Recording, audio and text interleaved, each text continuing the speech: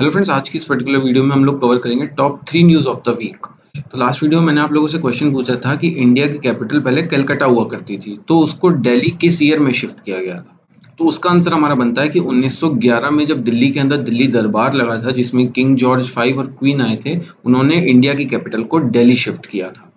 तो हमारी पहली न्यूज़ बनती है आज जम्मू कश्मीर से। तो ऐसा कहा जा रहा है कि जम्मू को स्टेटहुड का दर्जा दिया जाए, यानी कि भारत का 29वां राज्य जम्मू के रूप में बनाया जा सकता है।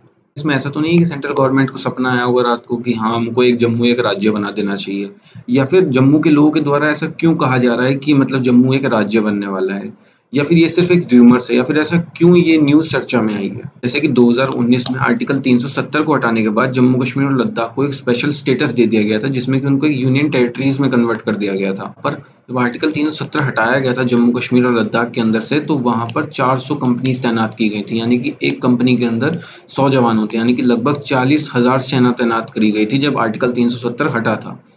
वहीं अब हाल ही में ऐसा देखा गया है कि जम्मू कश्मीर के अंदर 200 कंपनीज पैरामिलिट्री फोर्सेस की वापस से तैनात की गई हैं, यानी कि लगभग 20,000 जवान वापस से तैनात किए गए हैं जम्मू कश्मीर के अंदर। इसलिए जो वहाँ के लोग हैं वो ये कयास लगा रहे हैं कि शायद आने वाले टाइम में जम्मू को भारत का 29वां राज्य बनाया जा सकता है। और अभी हाल ही में होम मिनिस्टर अमित शाह जी ने भी मीटिंग की थी जम्मू कश्मीर के लेफ्टिनेंट गवर्नर मनोज सिन्हा जी के साथ।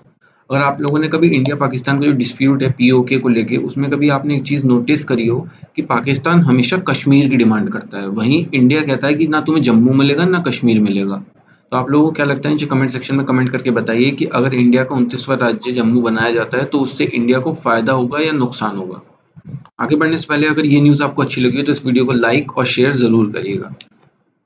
तो हमारी सेकंड न्यूज़ बनती है इंडियन मोबाइल गेमर्स के लिए, और ये थोड़ी बैड न्यूज़ है उनके लिए, क्योंकि अभी हाल ही में बीजीएमआई यानी पबजी इंडिया, जिसको बनाया गया है बीजीएमआई के नाम से, बैटल ग्राउंड्स मोबाइल इंडिया, उस पे थोड़े एलिगेशंस लगाए गए हैं, क्योंकि उसका हाल ही में अभी अर्ली एक्सेस लॉन्च हुआ है ओनली फॉर एंड्रॉयड।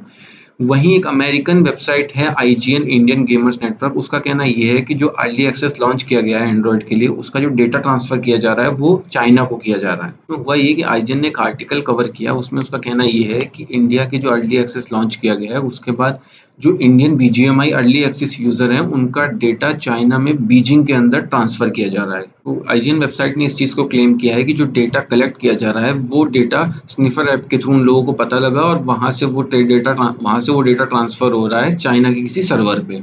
तो वहीं उसके बाद गेम डेवलपर कंपनी क्राफ्टन से इस बारे में बात कही, जो एक साउथ कोरियन कंपनी है। तो उन्होंने कहा कि हमने सियोल के अंदर जो इंडियन एम्बेसी है उनसे बात करी है इस बारे में कि इंडिया के क्या एलिगेशंस हैं और क्या प्रोस्पेक्ट्स होंगे इंडिया को बीजीएमआई लॉन्च करने के लिए इंडिया में। वहीं जब डेटा सिक्योरिटी की बात आई तो इंडियन गवर्नमेंट इस पर एक्टिव हो गई, और BJP MP Meenakshi Lekhi and Suresh Nakua ने मेटी को टैग करते हुए ministry of information technology minister Ravishankar Prasad ji को बताया कि ये काफ़ी हार्ड एविडेंस है और इस पर जल्दी से जल्दी इन्वेस्टिगेशन होनी चाहिए। लेकिन अभी जो हमारे आईटी मिनिस्टर हैं रविशंकर प्रसाद जी, वो थोड़ा बिजी हैं ट्विटर के साथ 1v1 खेलने में। तो हमारी थर्ड न्यूज़ बनती है डिफेंस से रिलेटेड। अभी हाल ही में 19 जून 2021 को इंडियन एयरफोर्स में जम्मू कश्मीर की first female fighter pilot Mawya Sudan को बनाया गया है। ये जम्मू कश्मीर की फर्स्ट फीमेल है जिनको फाइटर पायलट बनाया गया है। इंडिया के अंदर फर्स्ट फीमेल पायलट किनको बनाया गया था, तो वो एक ट्रायो है जिसमें कि नाम आता है भावना कांत, अवनी चतुर्वेदी और मोहाना सिंह। अब हम एडिशनल फैक्ट्स के बारे में बात करते हैं इंडियन एयरफोर्स के बारे में। इंडियन एयरफोर्स हमारा स्टैब्लिश हुआ था 8 अक्टूबर 1932 को। इसका नाम तब रॉयल इंडियन फोर्स हुआ करता था। इंडियन एयरफोर्स का मोटो है ग्लोरी टच द स्काई, यानी आकाश को गौरव के साथ छूना, जो कि भगवत गीता से लिया गया है। और अभी प्रेजेंट में जो एयर चीफ मार्शल है इंडियन एयरफोर्स के, वो है आरकेएस भदौरिया। तो ये थी हमारी top 3 news of the week, जिसमें कि पहली न्यूज़ हम लोगों ने कवर करी कि जम्मू को एक स्टेट का दर्जा दिया जाए या फिर नहीं। वहीं दूसरी न्यूज़ हम लोगों ने कवर करी कि बीजीएमआई पे लगे हुए एलिगेशंस हटेंगे या फिर नहीं हटेंगे। वहीं तीसरी न्यूज़ हम लोगों ने कवर करी थी कि जम्मू कश्मीर की फर्स्ट फीमेल पायलट को सेलेक्ट किया गया है जिनका नाम है माविया सुदान। ये न्यूज़ आपको कैसी लगी, नीचे कमेंट सेक्शन में कमेंट करके बताइएगा। और आज का जो हमारा क्वेश्चन बनता है कि इंडिया ने अपने डिफेंस को मजबूत करने के लिए जो राफेल खरीदे थे दसॉल्ट एविएशन नाम की कंपनी से, वो किस देश से खरीदे थे।